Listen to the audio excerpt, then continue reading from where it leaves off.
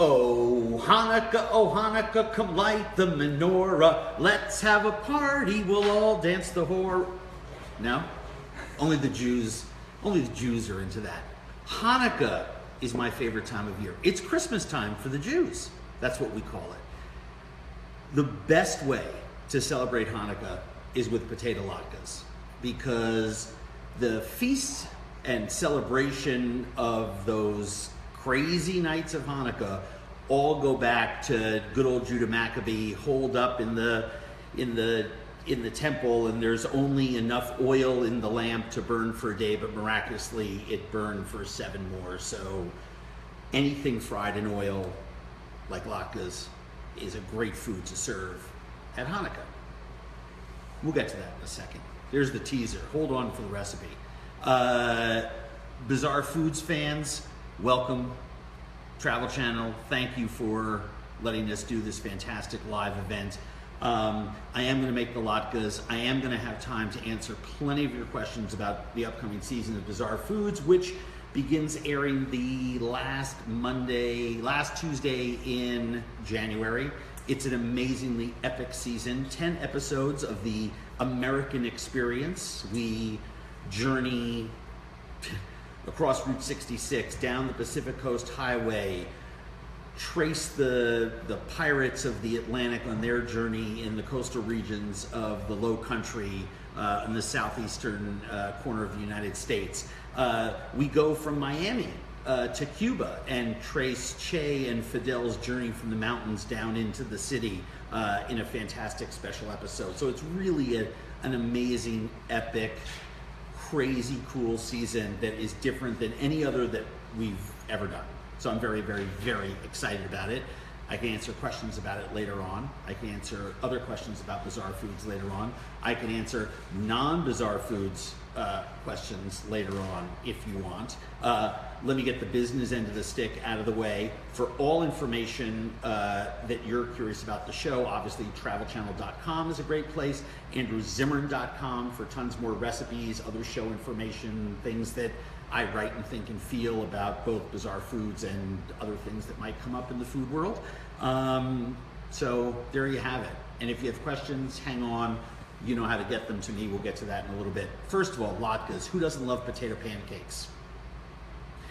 Even the non-Jews among us love potato pancakes. And my recipe, I think, is a really, really, really cool one for one very simple reason.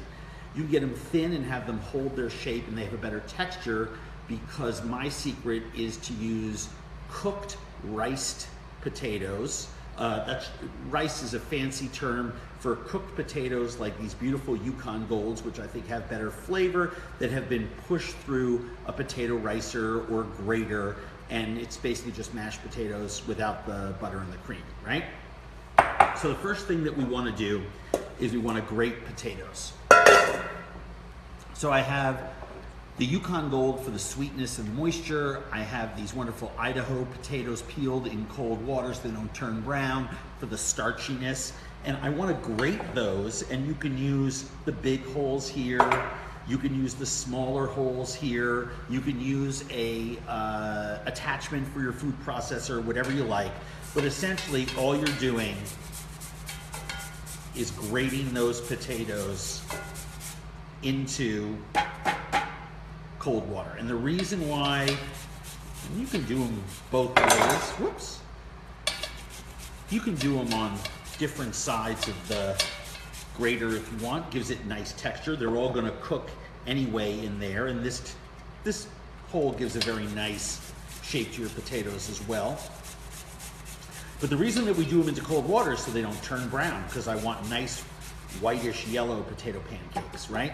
So anyway, we do about 2 pounds in there. We have some that we already grated, and what I'm going to do very carefully is pour these through a strainer. And the reason that I say very carefully is that I actually want the starch that has settled on the bottom to stick to those potatoes. So if I go very slowly, they will. See all that starch on the bottom there? I'm going to use that too. And all I'm going to do is squeeze this out, show you what we do with the water and any leftover starch as well. Remember, you cannot brown in the presence of moisture. So the key to this whole thing, in many respects, is getting all of that water out of your potatoes. So, potatoes go back into this little bowl. Get rid of that. Now, I have this bowl here that has all of that water in it, and I'm going to very slowly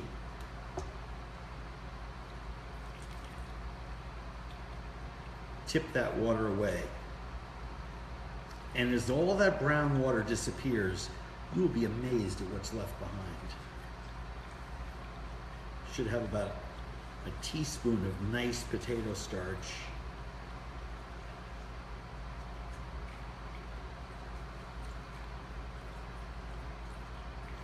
It's coming.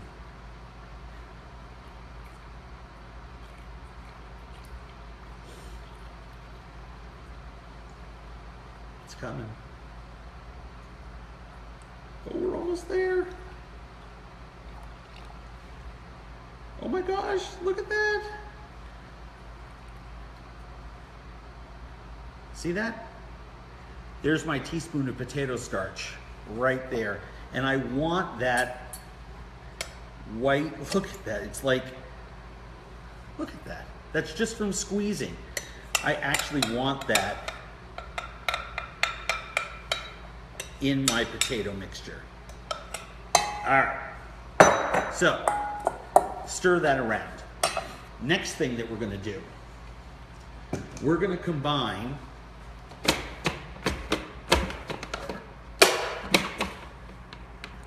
boy, I'll tell you something. All right, there we go. We're gonna combine some of our potato with some of our onions, and we're going to process that to make it smooth. So we don't have big clumps of onions in there. We're going to mix them in with the potatoes because it's the easiest way to do it. So at this point, I have all these separate mixtures. Now the fun part is combining them. In go our rice potatoes, or grated potatoes, and the starch.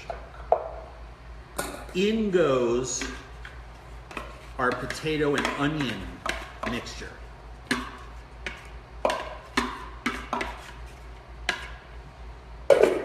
In go some riced potatoes.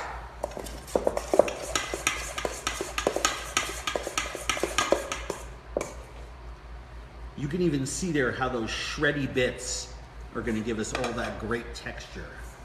Salt, pepper, salt and pepper with potatoes, very important.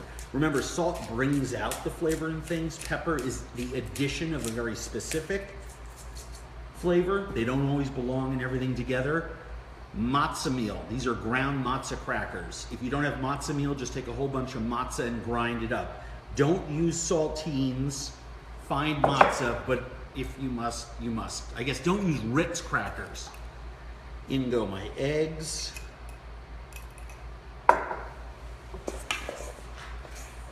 And now I'm going to incorporate this. Now, if you want to use sweet potatoes, rutabaga, other root vegetables, by all means go ahead. Some people really love having a multi-culty, multi-colorful potato pancake that's more like a root vegetable pancake with shreds of carrot and sweet potato and stuff like that. After you've done a little stirring, which is fine, that's not my bag. The best tool that you have in the kitchen is your hand. So I always like to do that last bit of mixture by hand. And now I have a sort of a nice pliable dough. And the best part about using the mashed or riced Yukon Golds is that you can make these thin and hold your shape. I usually like to go about 3 or 4 biter, something like that, and about, I don't know, what is that, 1/3 of an inch thick?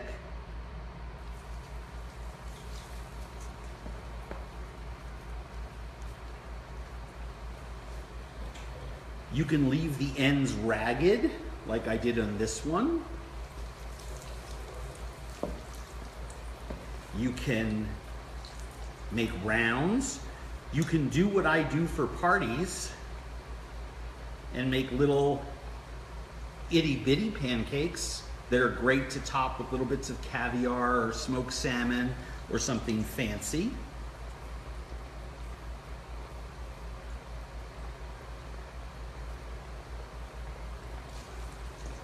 These are so easy to cook and make. By the way, when I do these at my house, we have friends over in the neighborhood and we're celebrating the holiday, I just keep the skillet on the whole time because you will constantly be making potato pancakes.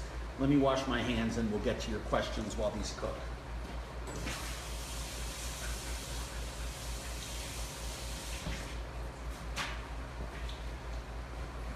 Oh, all right. Let's move tray up there so when these are done. Oh, by the way, I will typically fry these in chicken fat, rendered chicken fat, schmaltz. I will turn them a couple times during cooking. But right now I'm just frying in vegetable oil. Questions? Do we have any? Mm-hmm. What are some other dishes you like to eat for the holidays? Oh, besides latkes? Other dishes besides latkes. We do brisket. We do my grandmother's chopped chicken liver. We do matzo ball soup. We do all the traditional sort of holiday icons. Oftentimes I will brine a brisket and make homemade corned beef or pastrami during the month of December to celebrate the holidays. Chicken marbella, a recipe I have on my website, which has got a lot of dried fruit and a wonderful winey sauce with it. Was also a big regular when I was growing up. Roast chicken, always a classic. All the big Shabbos night, classics. We'll do a roast beef. We'll do potato pancakes almost every other night of the holiday. By the way, all of my traditional Jewish holiday recipes are on andrewzimmern.com. Next. What do you like to eat with latkes? Are you applesauce, sour cream, or what have you? Oh my gosh, what a great question. You're about to find out because these are going to be done in a couple of minutes. By the way, note to everyone, turn your potato pancakes away from you. That way, if oil splashes out of the pan, it goes that way and not onto you or the little child next to you with their nose by the saute pan. Next question. Let's see here. How about, is there a reason to use a specific type of oil to specific foods when frying? Oh, is there a reason why I use a certain type of oil when frying? Yes.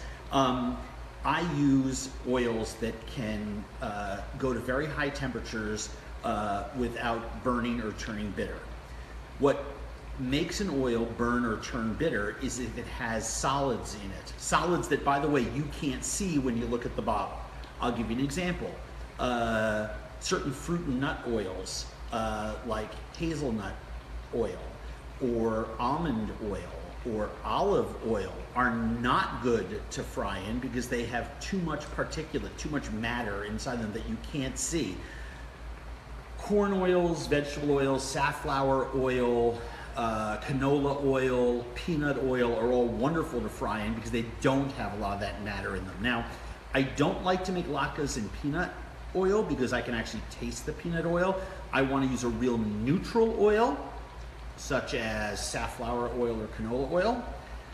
But if I am going to use something with a flavor in it, I'm going to use rendered schmaltz or chicken fat. Ooh, look at this.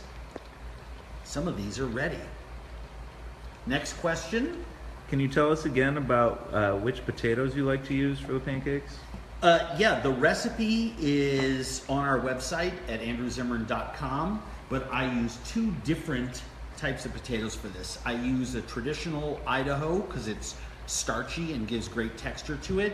And for the rice potatoes, I use Yukon Golds. They're moist, but they're sweeter, and they have a really fantastic flavor to them. Okay, we've got a culinary student who's wondering where you learned to cook. Hey, culinary student, that's awesome. Pay attention at your classes. I learned to cook at my grandmother's knee when I was a little kid. I went to CIA for a hot minute. I was at Vassar College in Poughkeepsie, New York. Well, let me backtrack. When the summer I turned 14, my father insisted I get a summertime job and not laze around the house all the time. So I started working in kitchens all summer long and then begged my parents during high school to work one night a week during the school year, which is what I did. And it gave me the best education in the whole world. It's kind of like, well, at least for me in the late 70s, early 80s, I wanted to, play in the rock band.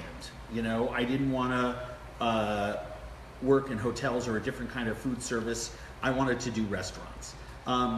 So what became very, very apparent to me when, after I went and visited culinary schools, was that I just needed to get out and cook.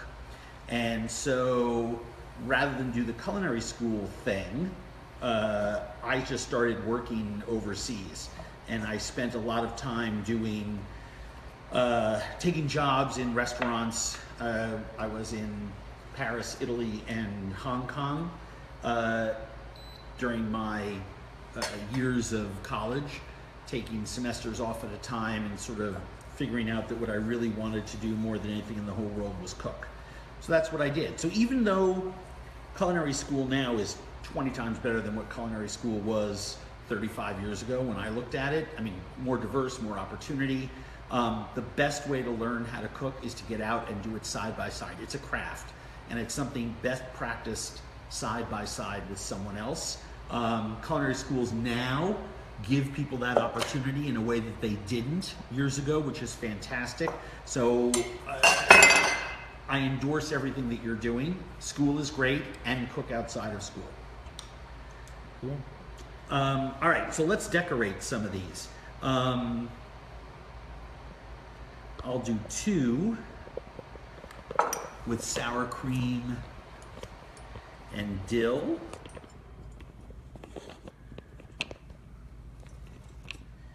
And I'll do two with applesauce. And this one, I'm going to put, where's the caviar and smoked salmon? That's what I would put on the little one. I'm lying. That's what I put on the big one too.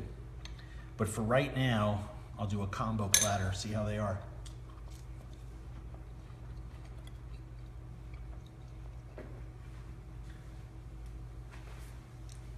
Wow. God, that is a good potato. Oh, look, my sour cream is running. Every year, I haven't made these since last Hanukkah. I try not to make them during the rest of the year because it's such a special part of the holidays. But if that doesn't make you salivate, I don't know what will. And you can see, depending on how you shape them, you get those wonderful sort of stray edges there. Do we have another question? Yep. Where is the next place you're traveling to? The next place that I am traveling to is New Mexico later today. Then in January, we're shooting a swamp show in Louisiana. And what's the other show? Oh, Going Down the Mississippi. That's our other great epic sweeping grandeur story. Remember, Huck and Finn went down the Mississippi, and so did a million other people. American history can be viewed through the prism that is the Mississippi River, that was the main highway of commerce, and helped build our country. So along with the railroad. So it's going to be a really fantastic look at the crazy and bizarre foods and people that live along that part of the river. Is there something you always have in your kitchen? Yes, salt and citrus. I'm a big believer in acid.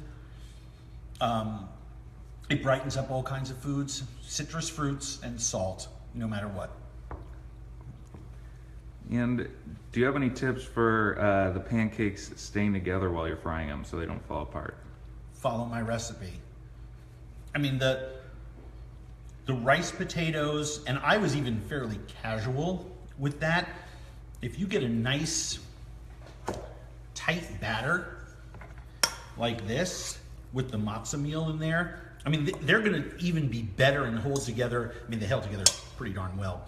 But they'll even hold together more because now that matzo meal has absorbed any excess water. The problem that most people have is they don't squeeze their potatoes out enough. All right, so to finish up, is there anything else you want to tell us about the upcoming season of Bizarre Foods, the road trip? I do. I started working for Travel Channel in 2005. We made a couple of specials. One was called World's Best Ballpark Foods. Never got made into the show. I really wanted that to be the show. Travel around the world and eat at sports events. We also made one called Bizarre Foods of Asia. That ended up airing in 2006, and it took months and months and months, but finally they greenlit it as a series. And the first episode of Bizarre Foods ever aired in February 2007. So there's a lot of logic that says I'm in my 12th year with the network, about to be my 13th. But if you just go from the air date of the first episode, we celebrate our 10th birthday with the premiere of this coming season. So that's pretty cool. And I've made hundreds and hundreds of hours of television for Travel Channel between all the different shows that I make for them. So it's a really special, grateful feeling that I have at this time of year for everything, but especially for the work that I do and the amazing people who have helped make all those shows, way too countless to name. But a huge, huge tip of the hat to everybody and to Travel Channel, because to make a show like this one for that long and that many hundreds of episodes is like, I mean, what is it? Me, Perry Mason, Seinfeld. No, I'm just kidding. But you get what I'm saying. It's pretty rarefied air, and I'm a pretty lucky guy. So in the spirit of Hanukkah, and in the spirit of thanks and gratitude and hope, and as someone once said, goodwill to all men, I hope everybody has a fantastic holiday season, no matter what holiday you celebrate. From our kitchen to yours, have a great, great holiday.